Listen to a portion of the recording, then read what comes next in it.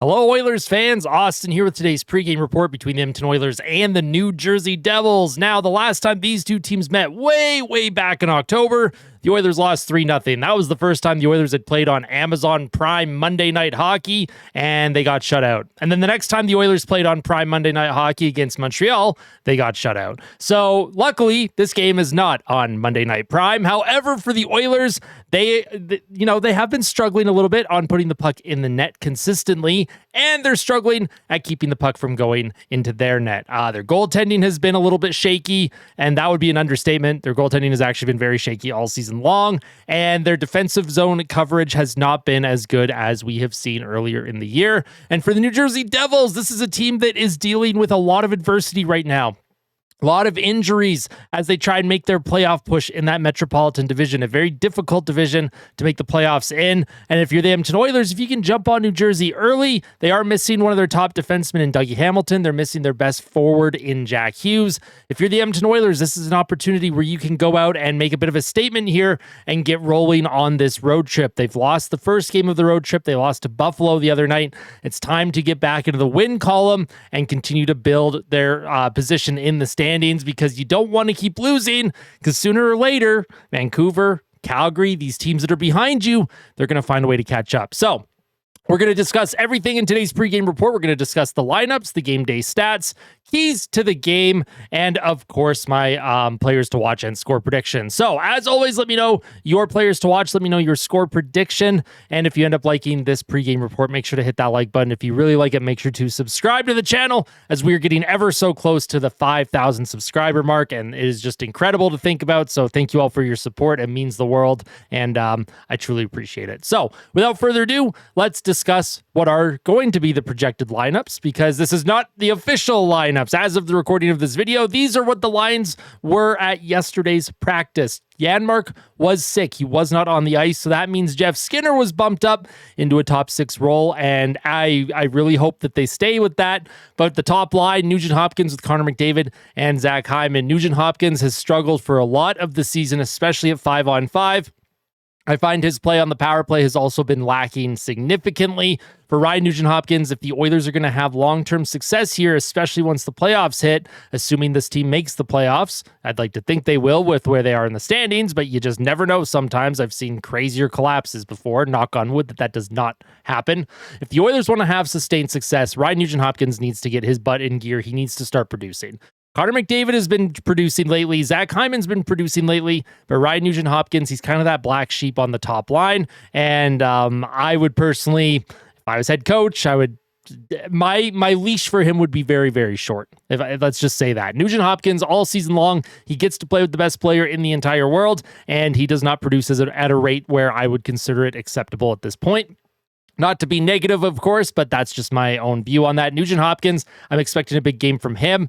And on the second line, supposedly, Jeff Skinner gets back in the top six. We love to see that. Come on, Chris Knoblauch, keep that top six just like this. This would be great. Come on, Chris Knoblauch, you can do it. He would be playing alongside Leon Draisaitl and Victor Arvidsson. I really hope Jeff Skinner is in that top six position permanently for this game, and I really hope that even if the Oilers get down a goal, let's say in the first or second period, he keeps them together. Let them work through it. I don't like that Chris Knoblauch, at the very first sign of adversity, he changes all the lines around. He puts McDavid with Draisaitl, and then all the lines are kind of jumbled, and nobody has any chemistry.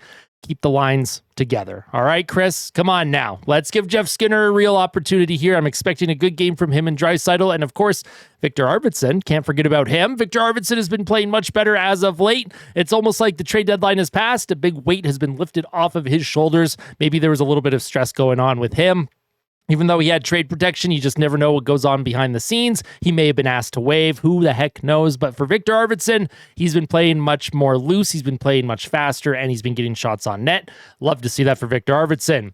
Third line, thank Christ, we do not have Janmark with Henrique and Brown. This time it is Podkolzin with Henrique and Brown, and I like the look of this third line a lot more than if Matthias Janmark was in there. No offense to Matthias Janmark, but please, if you are still even kind of sniffly, even if you have just the tiniest little cough, stay home, stay away from the rest of the group. I have no problems with you sitting out and having Podkolzin take your spot on that third line. Podkolzin, he is a puck machine, a possession machine when it comes to the forecheck. Adam Henrique, he's got some skill there. there. Still would like to see him produce a little bit more. Connor Brown, little Energizer Bunny. I like the look of that third line. I think there's a good mix of skill and physicality where they can be, impactful when they're out there instead of just defending the whole time. So we'll see if this line ends up staying together. If they do, I'm expecting a big game from them. Podkolzin's due for a goal. He has one goal in his last, 15 or 16 games. He's due to break out. Other guys have broken the schneid. It's time for Podkolzin to get one as well.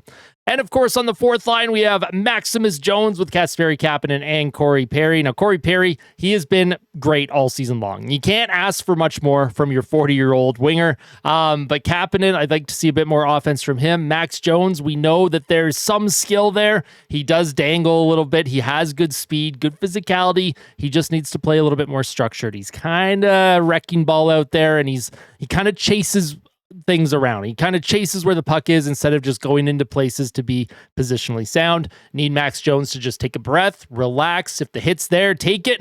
If not, just make sure you're back in position because he's a little chaotic. I don't mind the chaos, but Chris Knobloch, we know he does not like that. And Max Jones, I want to see him in the lineup consistently. So let's just see if he can play discipline tonight. And of course, Matthias Janmark, he was sick at practice yesterday. He may not be sick as of the recording of this video. Of course, every time I upload these videos, this projected lineup is never actually correct. So always make sure that you are paying attention to mainstream media. Someone said dailyfaceoff.com usually has the accurate lineups or the accurate projected lineups. So make sure that you are doing your due diligence and, figuring out exactly what the lineups are. I just like to discuss what I think should be the projected lineup. So that's just a me thing. On defense, Wallman with Bouchard. Now, Bouchard, he had a bit of a tough game against the Buffalo Sabres. He kind of got swarmed on that third goal. He tried to move the puck into the corner, but he got slashed at the same time in his hands, and he wasn't able to make a play. Tage Thompson grabbed it, and then, of course, we had the infamous Stuart Skinner belly flop special. I give him 10 out of 10 for the belly flop, and that ended up being the game winner. For this defense pair specifically, I don't know if Wallman and Bouchard are who I want to see together all the time. I liked Nurse and Wallman, and maybe you could have Kulak with Bouchard. But until Matthias Ekholm is healthy and good to play once again, by the way, Ekholm is not on this road trip. Obviously, you need to kind of get different looks at different guys. We'll see if Wallman and Bouchard play better today. I have liked Wallman's game a lot. And Wallman is someone that I would consider on the power play right now. I would actually take Nugent-Hopkins off the power play. I would put Bouchard over on the Nugent-Hopkins side, kind of that Ovechkin one-timer area. And then I would have Wallman power play quarterback the special teams. I think that would be a pretty good look when it comes to the power play. I know they won't do it. They're very set on their 5-man unit, but hey, that's just me. That's what I would do. Second defense pair, Nurse with Stetcher, and then Kulak with Emberson. Now, Emberson's been struggling a little bit lately. I'd like to see him turn his game around. Brett Kulak, same thing. It's not like he's been playing poor, but I think we know that there's a bit more to give from these players. In goal, we are projecting Stuart Skinner to get the start, and my God, Stuart Skinner, we need you to have a good game, my friend. Oil Country is ready to collapse. We are ready to implode right now, and if we get another poor goaltending performance, if we get another meme template where you're belly flopping face first into the ice after a goal against, I don't know. I don't know what to say. We need you to turn things around right now. Like, this is the time of year where you need to be able to get your game in order and get ready for the playoffs. If Stuart Skinner has another really rough game, another 3, 4, 5 goal against game where some of the goals just look awful and he's flopping all over the place, there's going to be a lot of concern in Oil Country, and it's not going to be fun to deal with here in the online sphere. The discourse around you, around these players, it gets a lot sometimes. It weighs on me a lot. I need Skinner. Please have a good game. I have your hockey card behind me right there. I'm supporting you every single day. Please, for the fans, I beg, have a good game tonight. Now, for the game day stats, the New Jersey Devils, they are 35, 25, and 6. They are 5-5 in their last 10 games. They rank 7th in expected goals. They rank 4th on the power play, 4th on the penalty kill, 14th in goals for. So this team does struggle at putting the puck in the net a little bit. They're kind of mid when it comes to that, so they're not terrible. They do have good players, but their biggest game breaker in Jack Hughes, he is out for the season, which is very sad. That shoulder injury, very upsetting, and I feel for Devils fans. This is a team that's trying to rally around that and try and get into the playoffs anyways. And if you're the Oilers, they still have very good players. And if you're not careful, they will put the puck in the net. Goals against, they rank second in the NHL. Very good defensive team. They rank 8th in Corsi for and 9th in shots for percentage. Looking over on the Oilers side, they're 37, 23, and 4. They are 3 and 7 in their last 10 games. And my God, the last 10 games have just been an absolute travesty to watch for the most part. Just when you think they're turning things around, they have won 3 of their last 5. They have that loss against Buffalo. They lose against Anaheim. And it's like, what the heck, man? They need to play like they did against Dallas. They need to play like they did against Carolina to have a chance to win tonight. Expected goals, they rank 4th in the NHL. Power play ranks 5th. Penalty kill remains abysmal at 25th in the league. They are 9th in goals for, 15th in goals against. You know, at one point before the Four Nations, the Oilers were 6th or 7th in goals against per game. That is now up to 15th. The Oilers have given up 3.94 goals per game since February 1st, and that ranks dead last in the entire NHL. That goaltending and that defense needs to be much, much better, especially the goaltending. This is mostly a goaltending issue here in Oil Country. Corsi 4 ranks 4th. Shots for percentage ranks 3rd.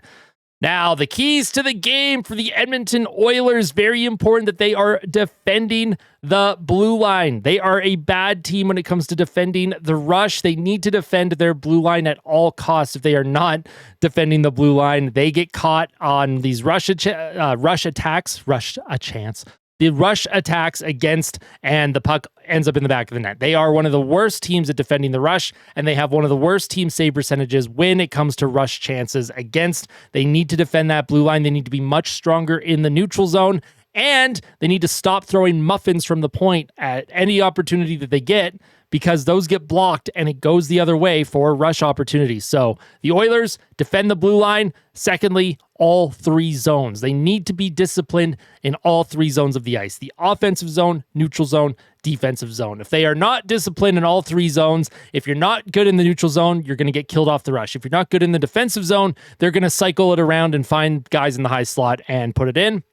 And if you are not disciplined in the offensive zone, you are not going to be able to sustain pressure, get opportunities, and score many goals for yourself. They need to be better in all 3 zones in order to have success against New Jersey, who are a very fast team, by the way. And just play hockey. Just play hockey. The Oilers, they're gripping their sticks a little bit. The stress right now, the pressure to perform and be the team that, you know, the league and that fans think they should be, which is a Stanley Cup contender. They need to go out and just show it. But at the same time, just play hockey, right? Just play your game. The Oilers, they are a good team. In fact, they are a great team. So just play hockey, right? You don't need to overanalyze, don't need to overthink it, don't need to oversimplify things. Just play your game. For the New Jersey Devils, special teams is key. If they get power plays, make sure that you are converting, because Edmonton's penalty kill is shaky. And of course, if the Oilers get power plays, New Jersey, they are great at shutting that down on the penalty kill. So special teams is key for the New Jersey Devils.